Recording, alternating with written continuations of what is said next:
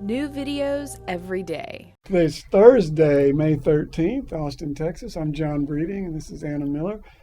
A few weeks ago, we did a series, which is now a four-part video on the Psychetruth channel about Anna's depression project, and we wanted to follow up with number 5 here, specifically looking at a conversation about some of the real causes of the turbulence and transformational changes that Anna was going through. You know, we talked about, the false beliefs of biological psychiatry, and really the notion is that everything that she was going through and describes in her book is really just the effect of this disease in her brain somewhere, called bipolar, that caused her to lose control and be completely irresponsible for her life. And so she's not making any decisions. There's not really any agency there that's explainable. It's just a brain disease, chemical imbalance. Therefore, you just need to get the drug treatment and put things back under control. So if that's not necessarily the case, then how would you explain that from a psychological point of view? We're not going to get into it so much theoretically, but just let Anna share with you a little bit about her experience and looking back in retrospect, how she might explain some of the highs and lows of that experience that she was going through over those period of many years. So I really started self-medicating as a teenager. My parents were divorced. Their relationship was going off the rails, and they finally ended up getting divorced when I was 12 going on 13. And it was around that time that that was just devastating, really, to have your family pulled apart in that way. As a child, that's what you see, is that the relationship is gone and nothing will ever be the same again. And that was my first encounter with being dragged to see therapists. The experience was devastating. Yeah. And so how did a devastating experience lead to being dragged to therapist? Well, I went a little off the rails. I shaved my head. I used to like to wear it in a mohawk where my bangs, fringe as it's known in England, would come down to my chin so no one could see my face. And I hung out with a crowd that was a lot older than me, and we used to go on, beer runs and drug runs and all kinds of very dangerous things. And so my mom felt there was a problem. So you started showing some behaviors that troubled your parents, Yeah. And so in retrospect, would you say that there was a connection between this devastating experience and these behaviors then, that this was more than just a teenager experimenting and trying out different things? And well, now looking back in retrospect, I would say that it was the beginning of my rejection of a life that didn't make any sense to me. I couldn't seem to find a way to live in the world that was enjoyable. I really didn't have, what I would say to you now is that I had no idea how to stay grounded. I had no idea how to do things that really take care of your mind. I've always been a very deep thinker. Even as a small child, I was, why do people have to live? And why do I have to go to school? And questions of that nature. What's it all about, and what's the point? By the way, the way a 12-year-old stays grounded is by being in a grounded environment. It's like, it's not the nature of 12-year-old development that you're supposed to be this grounded adult person. You're supposed to be this emotional, interested in social friends, and have this energy, and puberty comes on, and, it's all this stuff, and so the ground is provided by the family and the community.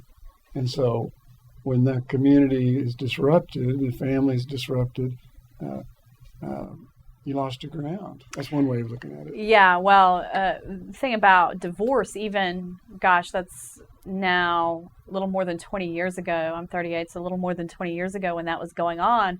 But it wasn't only, our family being pulled apart. The dynamics inside the house changed. I have an older brother who's 5 years older than me who attempted to assume the position of male figure in the house, which created some turbulence for me.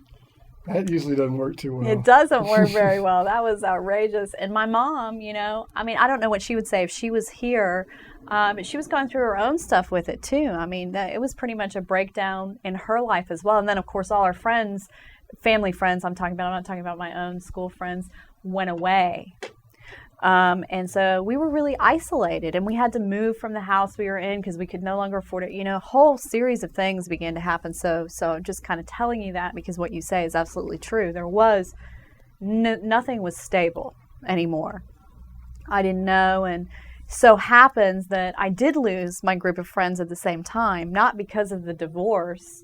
I was in the so-called popular crowd in junior high school in 6th and 7th grade, and somewhere during 7th grade I got dumped out of that group, and that's pretty devastating in its own right. So I immediately completely rebelled and became very isolated at school and chose friends outside of school and those kinds of things. So pretty traumatic experience, really, looking back. At the time, drugs, masked it with trying to be older than I was, and those kinds of things. Pretty shook up. Yeah, very much so. I'd say as that story unfolds into my 20s, where the real problems, not that those weren't real problems, but where they started to manifest in terms of being hospitalized and very prolonged periods of being isolated at home and not being able to work, I still was having trouble reconciling my life in the world. I was fed these ideas from society, parents, school, friends about what a successful life looks like. Right. And I went about trying to build my life out of those things, and I would build it. So I would do very well. I was self-employed at a very young age and had a real rockin' little business, and I was completely empty inside. I bought a property, I had the guy, I had all the stuff that externally was supposed to be the thing, and I'm like, I had a real heaviness and emptiness, and I would say emotional pain. I could feel pain in my body, in my heart. That's a familiar story for a lot of people, I think, that kind of reaching for success based on the standards of what we're taught about success, and then experiencing this emptiness or pain or numbness a lot of times around the disconnecting from what's really true for you in terms of what success is and what you're born to do and what your purpose and passion in life is. And, they're oftentimes they're not lined up, and so that's why one of my books is called The Necessity of Madness and Unproductivity. It's like that's what that means, the necessity of madness in the sense of going through this upheaval, this transformational process that goes with kind of losing your identity, losing your sense of how things are supposed to be, maybe betraying your family because you're not doing what they want you to do, and feeling betrayed by them because they didn't see you, they just wanted you to be whatever, and that's called upheaval, that's called depression, that's called anxiety, that's called bipolar, whatever, but from that perspective, it's actually a necessary process that goes with this intense being shaken, and lost, in terms of, and then trying desperately one way or another maybe to kind of find your way back, Yeah. One of the things that was thematic, it's been my whole life, and it's in the journals in my book, and it's how I've structured my life today, is I write about wanting to make a difference in people's lives, and I write about really feeling called to teach and lead in those ways. I write over and over again in my journals that I'm unable to fulfill this potential, and it's devastating to me.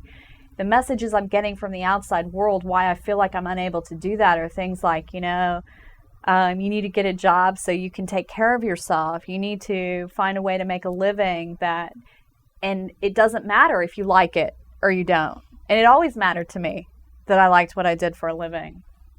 And I wasn't prepared, even through, falling off the world, as I like to call it, a couple of times with serious hospitalization and then serious depression following hospitalization for mania.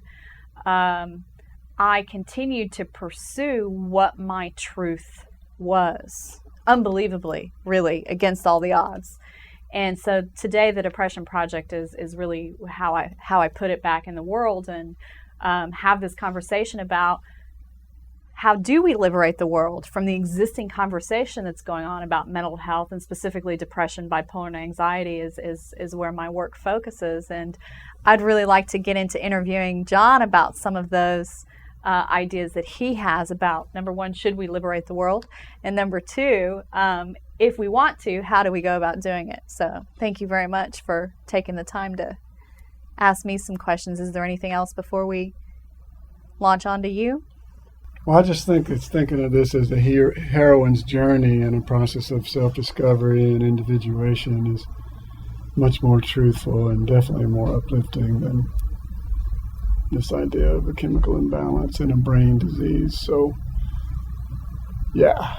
Thank you very much, John. And you can find John at wildestcults.com, and you can find me at thedepressionproject.com. Thank you very much for watching.